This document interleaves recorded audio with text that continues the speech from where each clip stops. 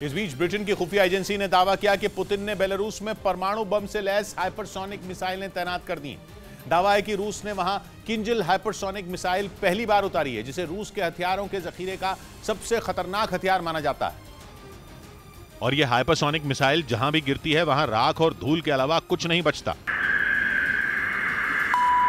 यानी जिस भी जगह इसका वार होता है वहां सिर्फ तबाही के निशान ही बचते हैं, क्योंकि यह मिसाइल एक बार में इतना भारी परमाणु बम लेकर चल सकती है कि इसके हमले के बाद कई किलोमीटर का दायरा आग के गोले में बदल जाए। इतना ही नहीं, रूस की इस घातक मिसाइल की रफ्तार भी इसे दुनिया के सबसे खतरनाक हथियारों में एक बना देती है।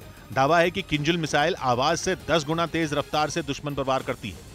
मतलब ये कि 12,000 किलोमीटर प्रति घंटा से ज्यादा की रफ्तार से ये उड़ सकती है। और ब्रिटेन की खुफिया एजेंसी ने दावा किया कि रूस ने अपने इसी हथियार को बेलारूस में तैनात कर दिया है। और माना जा रहा है कि पुतिन ने ऐसा करके एक तीर से 2 शिकार किए हैं। एक तो उन्होंने यूरोप के देशों को यह बता दिया कि वो उनके परमाणु हमले की जद में है, और दूसरा उन्होंने बेलारूस की सुरक्षा पुख्ता कर दी, क्योंकि माना जा रहा है कि बेलारूस के रास्ते ही यूक्रेन पर रूस का अगला बड़ा हमला होने वाला है।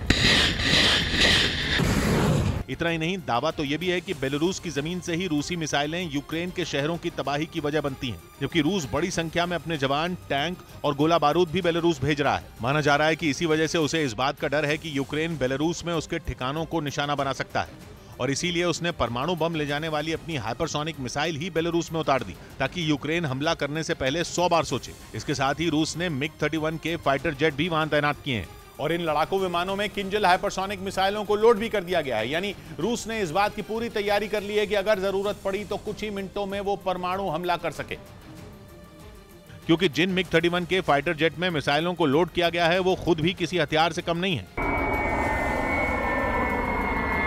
हाइपरसोनिक मिसाइलों के अलावा इस लड़ाकू विमान में कई और घातक बम लोड किए जाते हैं, जो दुश्मन के इलाके में बर्बादी फैलाने की ताकत रखते हैं। हालांकि MiG-31 के फाइटर जेट को खासतौर से परमाणु हथियारों से लैस हाइपरसोनिक मिसाइलें ले जाने के लिए तैयार किया गया है, और ये लड़ाकू विमान करीब 2000 किलोमीटर प्रति घंटा की रफ्तार से दुश्मन पर अटैक कर सकता है। ब्रिटेन के खुफिया विभाग ने दावा किया कि बेलारूस में कई MiG-31 के लड़ाकू विमानों को तैनात किया गया है।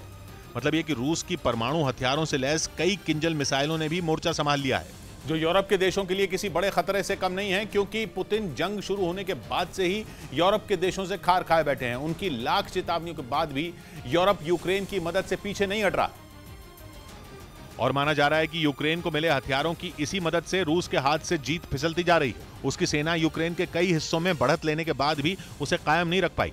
जंग 9वें महीने तक पहुंच गई, और कहा जा रहा है कि इसी बात से पुतिन की अपने ही घर में किरकिरी हो गई, क्योंकि जंग की शुरुआत में उन्होंने ऐसा दिखाया था कि यूक्रेन पर जीत महज कुछ दिनों की बात है, लेकिन अमेरिका समेत यूरोप के देश ज़ेलेंस्की के साथ खड़े हो गए। पुतिन ने कई बार उन्हें परमाणु हमले की धमकी दी ताकि वो पीछे हट जाएं, पर ऐसा हुआ नहीं, बल्कि जंग में यूक्रेन को ज्यादा हथियार मिलने लगे, और इसी बात से पुतिन का गुस्सा बढ़ता गया। वो यूरोप के देशों के खिलाफ ज्यादा आक्रामक हो गए, और अब तो उन्होंने परमाणु बम ले जाने वाली किंजल हाइपरसोनिक मिसाइल भी बेलारूस में तैनात कर दी है, जिसे डैगर के नाम से भी जाना जाता है। यह हाइपरसोनिक मिसाइल तेज रफ्तार से चल रहे टारगेट को भी सटीक निशाना लगाकर तबाह कर देती है।